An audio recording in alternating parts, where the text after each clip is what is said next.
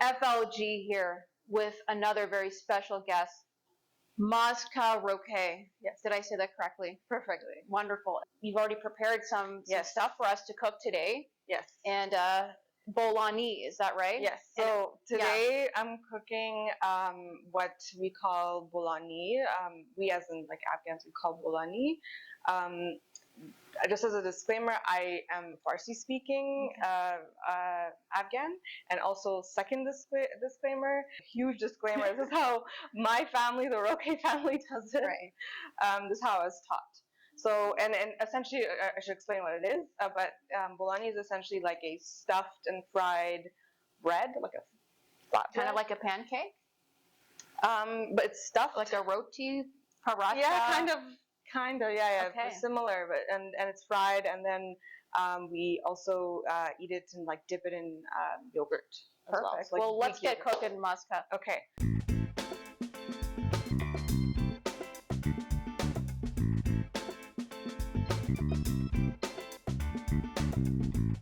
So I made some of the stuff beforehand because it takes a really long time, especially the dough.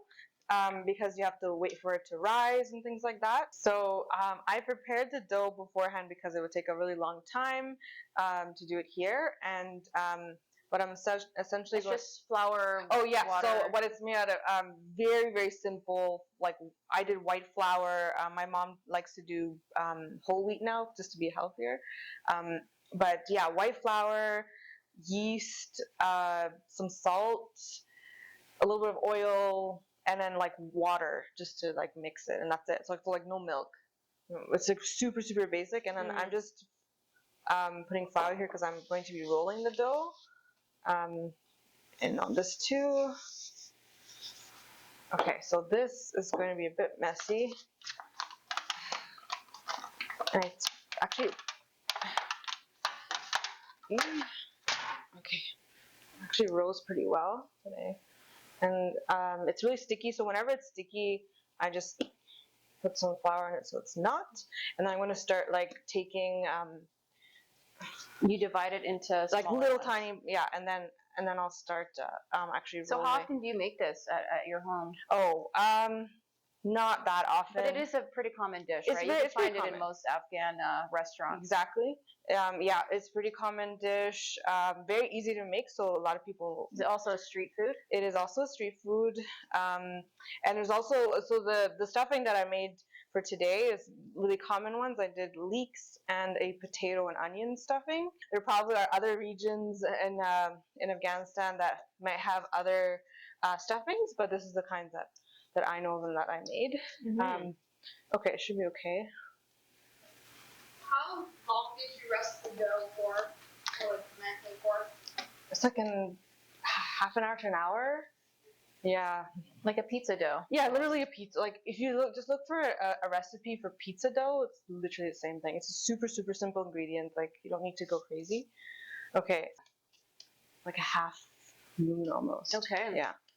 So. Okay. Sorry, it's taking a little bit of time. Okay, so there's that, and then I'm gonna roll this out.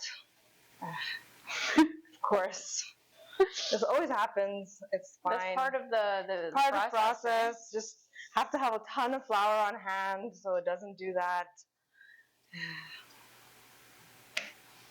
Are you gonna throw it in the air? Oh my god, no! You guys don't do that, right? No, we don't. I wonder if my mom does that though, because oh no, I ruined it.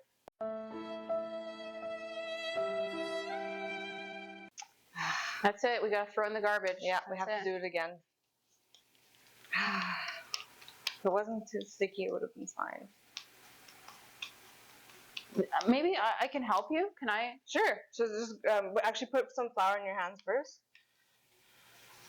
Okay. And then grab the, yeah. Oh, you're right. Yeah. It's really sticky right now. Okay. How's this? Okay, yeah. Just give it a little bath.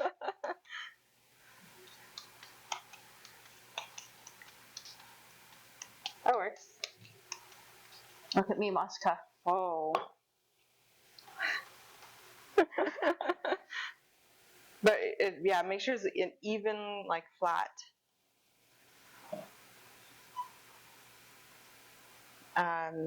What was it? Rounded rectangle. Okay. Well, I will Like a make you. rectangle. I There will you make go. you a rectangle. Yeah. See that? Go all the way to the ends, because usually there's like little air pockets at the ends of those, and you don't want those. Okay. And how big should I make this? I think you're. Okay. I'll let you take over. Okay. I think you're pretty good for this. We don't want to make it too big. But okay. This is good. And now we put the stuffing in. I'll do leeks first. Okay. And we don't have to put too much. And all we do is just fold it afterwards. Oh, for the leeks. But yeah, so for the leeks, all I did was cut up. So we're just gonna fold it. Cut up 2 like stalks of leeks. Okay. And then to like really tiny pieces, and then put salt and cayenne. Do you flap this around now? No, this is it. Okay, you don't flap it after you fold. Yeah. Don't flap. Yeah. Just fold. Yeah. And then this might have too much flour on it, but it's fine. It'll be very. I had no choice. I know. Okay. And then we just put it on the side here. Very nice. When we're done. Yeah. Okay. Now the second one's gonna go fast because I got it going for you. Okay. If it weren't for me, I don't know. I don't know where I'd be here. Okay. This one is really okay. You know what? I'm gonna bathe it like in this. Okay, there you go. Maybe I need to bathe it in the flour. This one's gonna be potato. This one will do potato. For the potato stuffing, I did 3. Thank you. I did 3 russet potatoes, and then boiled them, and from there like mashed it basically, and then put salt, pepper, some black pepper, cayenne pepper again, and then what's it called in English? Coriander, cilantro. Yeah. Or they're both the same thing, right? Coriander. Shh. That's not true, Not Vicky. not the seed. Not the That's seed. not true. The leaf.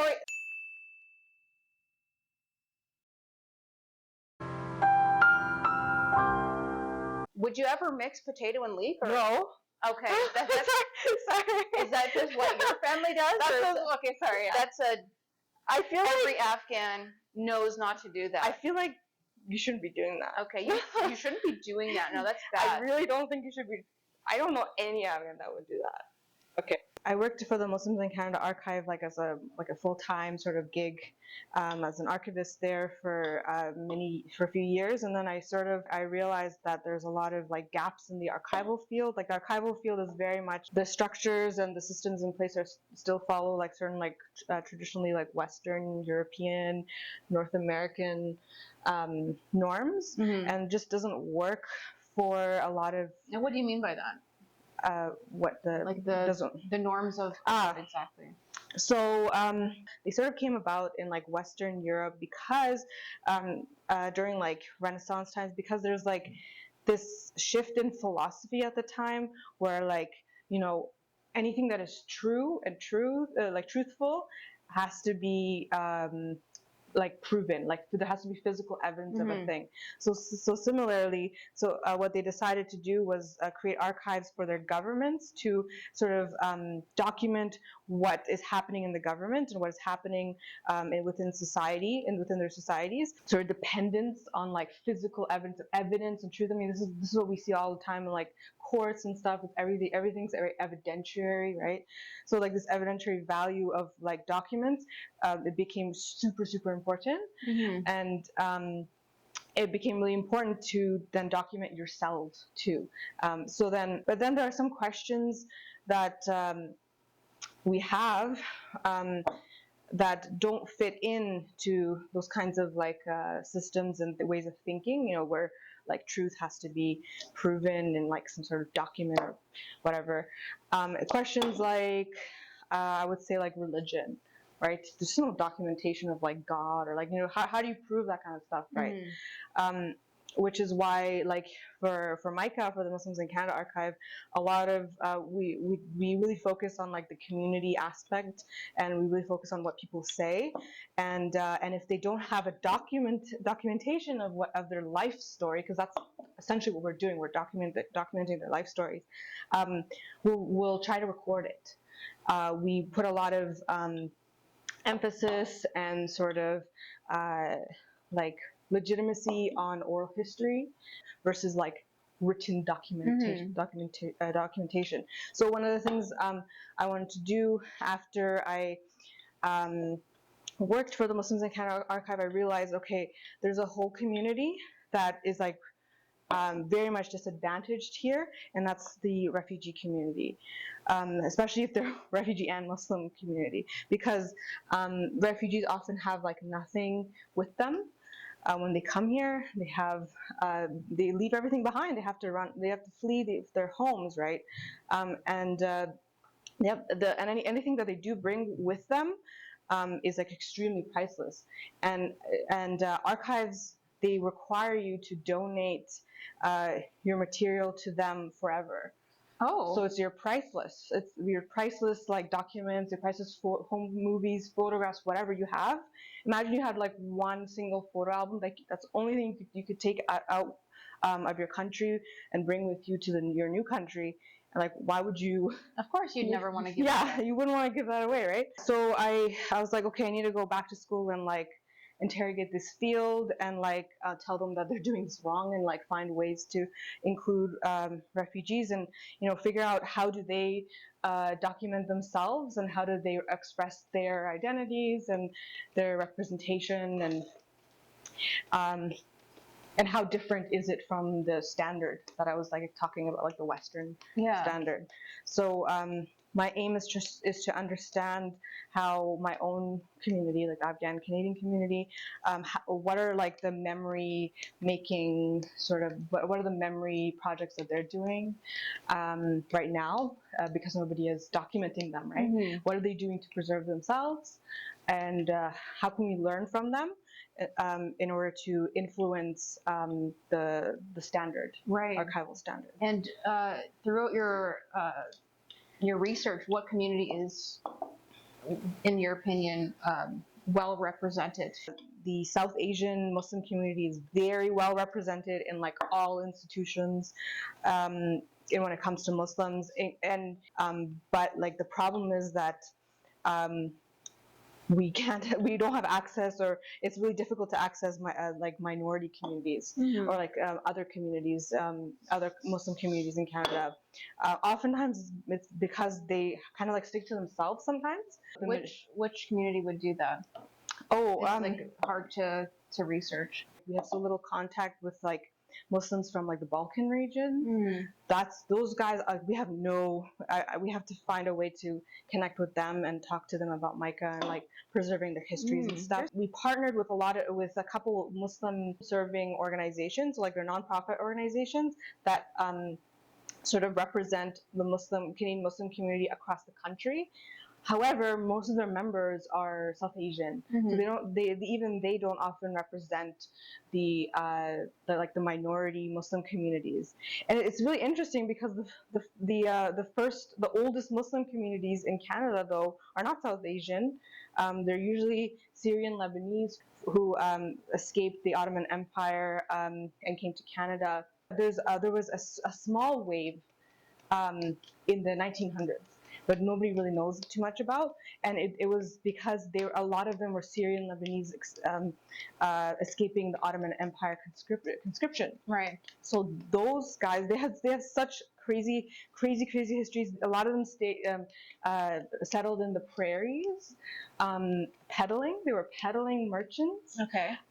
They often changed their names, which is why we don't have good representation of this wave in the early 1900s. They changed their names to like anglicize them, right? Because they were often made fun of, discriminated against. For sure. So they changed their names.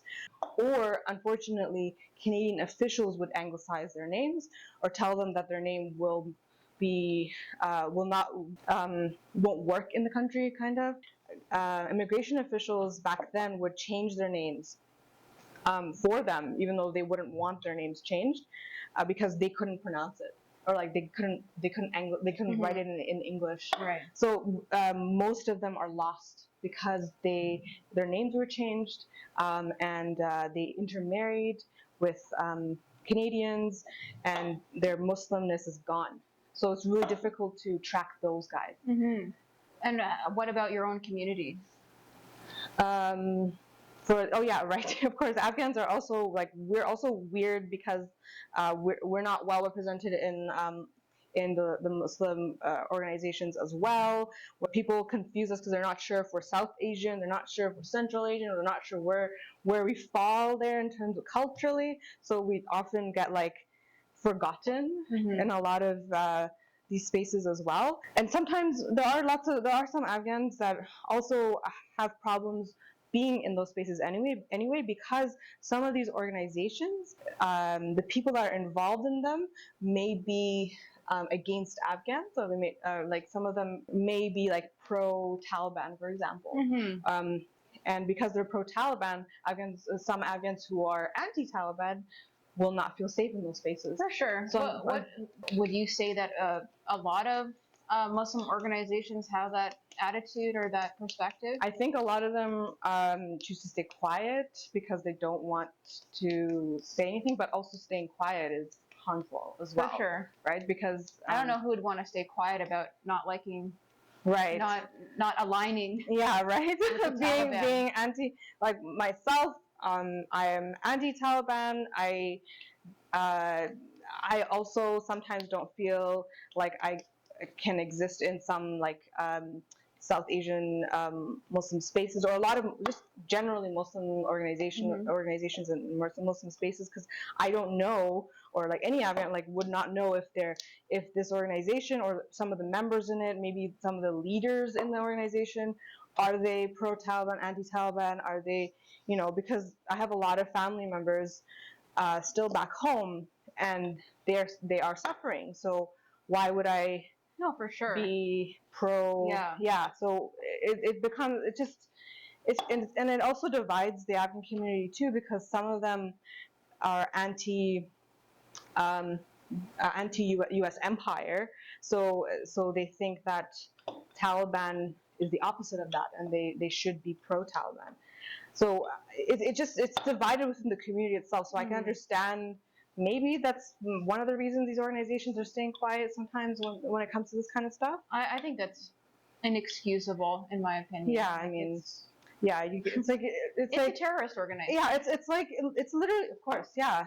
It hasn't changed, and I think that it's the same like philosophy or like analogy to like bullying, right? Like if you're just watching someone get bullied, you're aiding the bullying. You're not helping anything at all. Bystander. Yeah, there you go, bystander. I think that happens a lot in the Muslim community because there has been a lot of discrimination and prejudice. Yeah. And so they feel like they don't want to bring any more negative attention to themselves. Yeah. But in doing so, it actually, it's very, what's the word? Conniving. Yeah. Very conniving. Yeah. It is their way out, right? Which is what you said. Conniving. Yeah, but they lose credibility. Like for me, for example, they would lose credibility because I don't respect that. Yeah, exactly, right? Okay, I think we're ready. Ooh, all right. Let's wash our hands and then start frying. Okay. Okay, now we're ready. Okay, we're ready to fry them because we finished stuffing them. We're going to use olive oil, right? Frying pan, and that's kind of it. We're just going to fry them now on both sides. That's it. So olive oil first. I also eyeball this, so it's pretty good. Okay.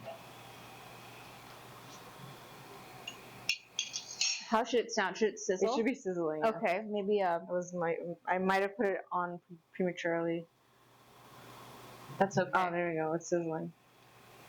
Should it be a loud sizzle or a quiet one? No, a loud one's good too. It'll be faster, right? That's true. And I just But when I get them in the store, they're very long and flat. Do you press them down, or is that just? oh yeah. So yeah, they are usually. So this is how I do it because I'm not that great as the masters at the stores. But yes, they're usually very long and flat.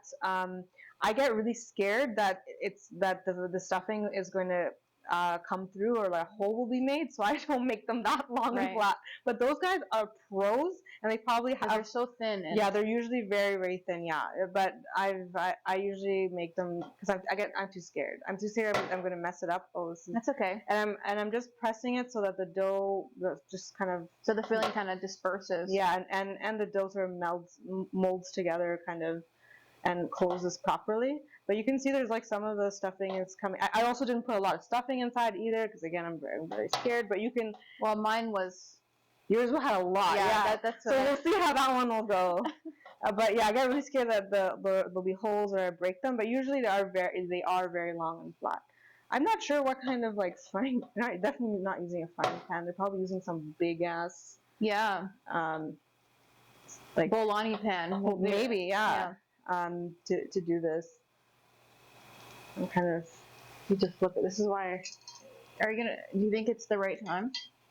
I'm not. I'm not judging. I'm just asking. I wanted to check. Yeah, no, it's not. Okay. It's pretty. It'll take a bit then. Okay. More moments later. I'll flip it. Yeah, that's a good color. That looks good. Do you salt it when it?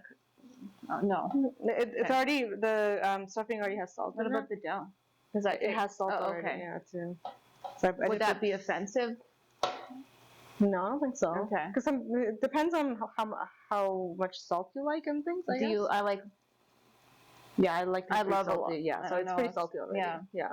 And You guys consider yourself Middle Eastern? Oh, this is a tough question. I would say like we're either Central Asian or like West Asian. I do like West Asian as a term. I don't think we're South Who Asian. else is West Asian? Like Iranians. Uzbeks? No, they would They're be Central Asian. Iranians, all the countries just above Iran, like Armenia, Azerbaijan, Georgia. Sorry, I'm forgetting who else is up there. The Caucasus Mountains, basically, and every like ethnic group, Kurds too. Yeah. I would consider also West Asian, because I don't think you guys consider yourselves Arab. No. Yeah. See, That's see. But Middle East. But you do say Middle Yeah. East. Ah, Yeah. Okay. I wonder. Yeah, this is usually I do a little bit hotter, but I can't go any hotter than this. But it's fine. It'll just take a little bit of time for each one to cook. It's on full blast. Sorry? Yeah. Yeah. Thanks. Yeah. I'm glad. I think we could probably do 2 at a time after right? Oh yeah, we can. It has space for that.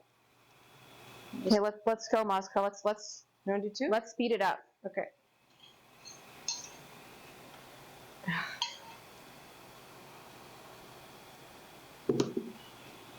Okay. Oh. Yeah, that's the noise we want. Yeah, there you go. I just dripped it on my shoe. Nice. This is why I didn't want to wear my Afghan dress. Yeah. But yeah, it's just I'm just trying to shape it because the shape came off because it's so delicate, so thin. This is why I don't do it too thin. That as soon as you pick it up and move it, it Right. just like deforms in front of you. Like Deform? Yeah, it just loses its shape. So then I feel like this one is ready to go. okay. I'm just gonna put it on that plate. So. Oop.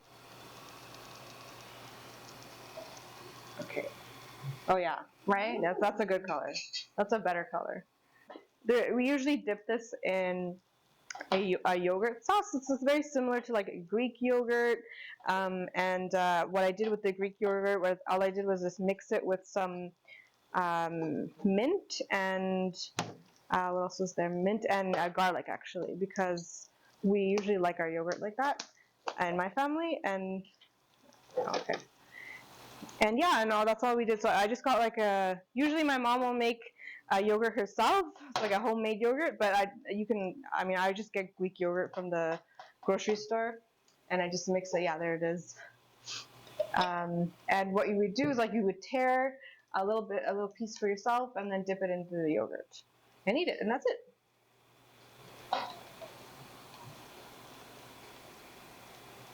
So Yeah. what's you probably already talked about what's in here. Yeah, it's just garlic, mint, dried mint, and it itself is a Greek yogurt. Actually, the mint, my dad, I got it from my dad. My dad has like a little garden in the back of their home, Okay. and he grows mint and then dries it himself, and then usually just gives it to me. So I just added it to that. Okay, I can't really wait. Yeah. I mean, you can do that too. Okay. Yeah, that's exactly how you do it. Be careful, it's kind of hot, probably. I'm a professional. Is it salty enough? You know what it is? Yeah. It's very good. Okay, good. I think you should try some so you can. Okay, I just don't want to. Quality control. Yeah, exactly. Just to make sure. Oh, it's really hot. I'm just gonna wait. Okay. It's really, really hot. What's the sort of flavor then? You know, I like the crispy bread, and Yeah. this yogurt sauce is very nice. Like Yeah. You taste the garlic. You can in taste it. the garlic. I Yeah. put a lot in there. And the mint, just a very like a hint of it. How are you eating Very that? nice. It's so hot. Professional. Wow. I think the yogurt's very cooling. That's why. That's true. I wonder that's probably why we do it like that. Because you usually do eat it like immediately after making it. Professional eater. Yeah. Because if you wait too long, then the oils kind of sits in. It gets really soggy. Right now it's like nice and crispy, right? Yes. I'm almost 4. Effing delicious. Great. I'm so glad. Okay. I think one of these will be leeks, and then you can try that one too. Because I think you really wanted to try the leeks. At first, I thought, oh, the filling, because Moska was like so stingy on the filling. Yeah. I was like, oh, I'm not gonna get anything, but it's actually very good. Right? Do a full dump. Yeah, I know. Holy Moska, sorry. This is how much we do. Okay. I was gonna put out a second one, and actually. It'll probably taste a lot better with that oil. I'm gonna have to censor that. Yeah. Okay. Well, now we're cooking. I had it all wrong. Mm-hmm. I never do, like, tablespoon, I don't know. I just dump all the oil. No, I started cooking with a lot less oil Yeah, to same. watch my weight and everything. Yeah. Because I love oil. Me too. It's in all of our food too. So, this is why we don't make bolognese very much in my family too much anymore, because it is pretty oily. And if we do use any oil, it's always like olive oil now. It's probably the healthiest, I think. No. Oh, shit. We're doing it wrong. Yeah, there you go. Oh. That's a good one. Because guess what? We use more oil. She's real shiny. Yeah. I don't know how the uncles do like long, thin ones. You see how like try to pick one up and put one on here. It's like very difficult. Like Oh, to keep yeah. its shape, you know. And then when it's super thin, it's even worse. Bam! Yeah. I love the leek because it's Yeah. delicate, but it has that nice, right? It's like Nice it contrast. has a nice punch. Yeah. And like once you start biting it, yeah. Because it's an onion. It's a type I of feel like onion. not a lot of people know about leeks. No way.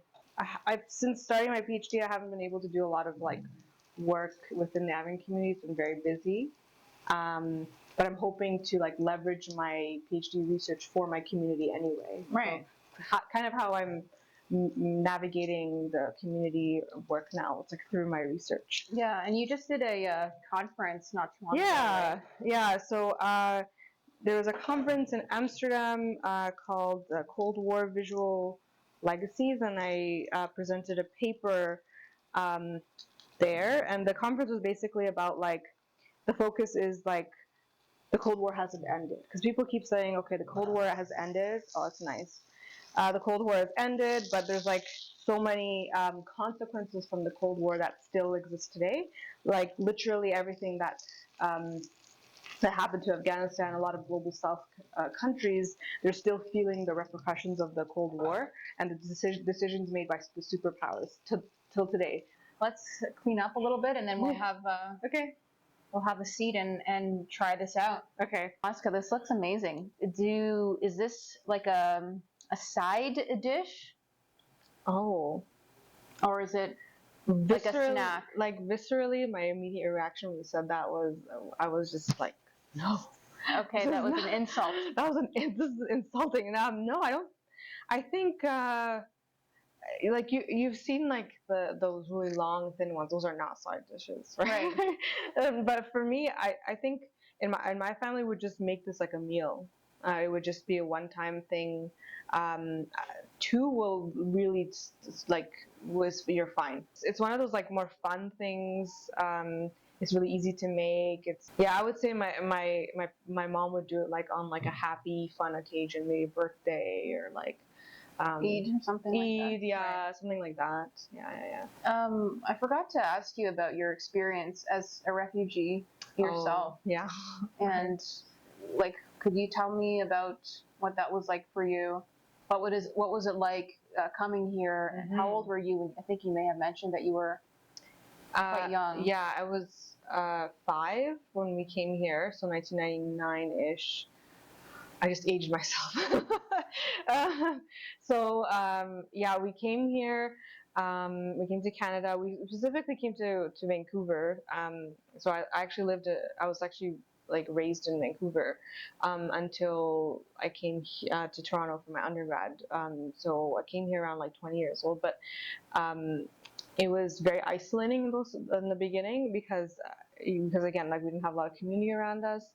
My parents didn't know any English, so for the first few years, I started in grade 1. My sister would have started in kindergarten, and my brother was only 1 year old when I came here. So, but yeah, for the first few years, it was just like we have to get on that English, learn the English ASAP, or else nobody's going to get anywhere.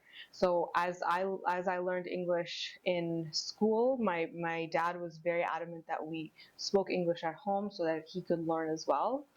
And did he? And he did. Right. He did learn. His English is pretty strong, and so he learned, and then he'd be able to go and out and work after. Did you face some like stigma from being a? Did you hide the fact that you're a refugee? I think I didn't know. Right. I think I didn't know that this is the kind of like very formal status we came to Canada with. My parents were like they tried their best, I think, like to make sure we don't feel that way. When we were in one apartment complex, and then because you're under like housing, and like you're as a you're not a full citizen yet. A lot of times the government has that control over where you live under housing. So we were kind of moved to a different complex later, and that's where we found a lot more community. We're in a more multicultural area, and then that's also when my dad started finally working, because we got off housing. He could finally work, and he really used from the beginning he was all about being self-employed. He would say that like you can't raise like a family of 3 if you're just doing a minimum wage job. Like he was right into their self-employment taxi driver immediately, and he's been doing that for years and years and years. So just the regular sort of stereotypical, I guess, route for a refugee immigrant. He became a taxi driver for a bit, and for a lot of his time in Canada. And yeah, it was tough. In school, a lot of the kids, they would have grown up with like certain cartoons or like things in English or like even songs, pop culture that I would never understand because I was still like learning English at the time. So that was very like alienating for me because like there's like certain references I would never understand. Actually, I remember when I first started grade 1, because they didn't have students that spoke Farsi to like show me around, like my buddy. They just put me with like this Russian girl, and I was just supposed to kind of figure things out with her because I think maybe she was the only one that was like bilingual. And I was trying to become bilingual, so they put me with her, and she was struggling to try to teach me English, and it was just a lot on her.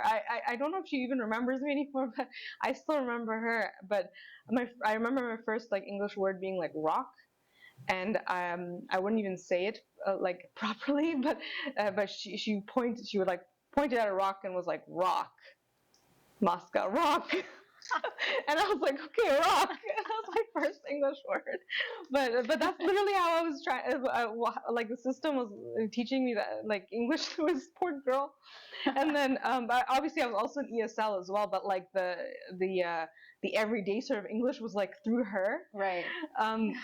Which is poor girl. She's my age. Like that's a lot of pressure to put on this little, really right? And a Russian of all people. Yeah, and I think she was Russian. She may have been Ukrainian, honestly. Like it's like some sort of like Slavic. Like she was bilingual. I think that's the only thing that we had in common was that we had some bilingualness there. Right. So funny. And not just me, like my siblings as well. Like we tried very, very hard to like try to fit in. I think it wasn't until like even like grade 6 or 7 when like finally I started feeling like I could fit in and things like that. Coming from a refugee background and coming from an immigrant background are two very different things. I say this because as I was growing up, I was I had friends that were diverse, like like ethnically, nationally, whatever, and but their parents would have come as immigrants. Mm-hmm. So and when you come into Canada as an immigrant, you have like certain like things that the Canadian government has to like check off on for you. Like you have to have a certain amount of money. Depending on what kind of immigrant you're coming into, you have to have a certain amount of money. You have to be educated in a certain amount. There's a lot of things that they either check off and then they let you immigrate, right? If you're already coming to this country with like a level of English proficiency that will like get you by, that's a huge like step above a refugee who is seeking asylum, seeking safety, basically, and doesn't have all those things checked off, getting to make them ready to be in the country. So even though I had like diverse friends who may have the same skin color as me, or even the same religion or something, I could tell that a stark difference between them as immigrants and their families, already being like ready and somewhat set up versus my own family. But like, don't get me wrong, a lot of immigrants, like they were also in housing, they also struggled, they also had it tough. I credit my parents a lot on that because they're very much about education is the only way to make it in this country when you don't have generational wealth. Like my generation, maybe even the next one, to like really figure out this whole system, the whole system in the country, and like figure out how to make sure that in the future there is generational wealth there in knowledge, but also like financially stability, all that stuff.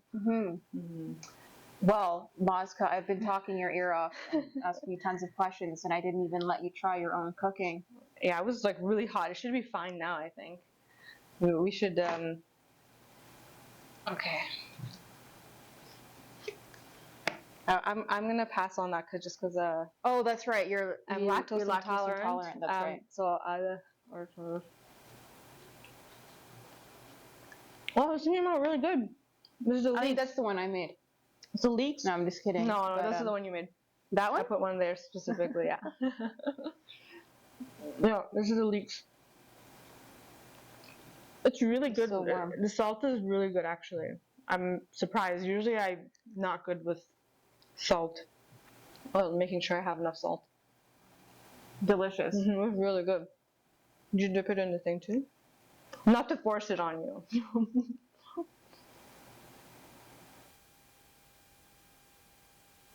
It's yours, right?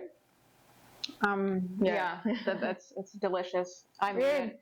Moska, thank you so much. Of course. Really appreciate it. And now, Thank you for having me. no, I'm definitely gonna make this again, Moska. Yeah? And I'm gonna do like a little spin on it, and I'm gonna bring it to class. You're gonna mix it too? Yeah.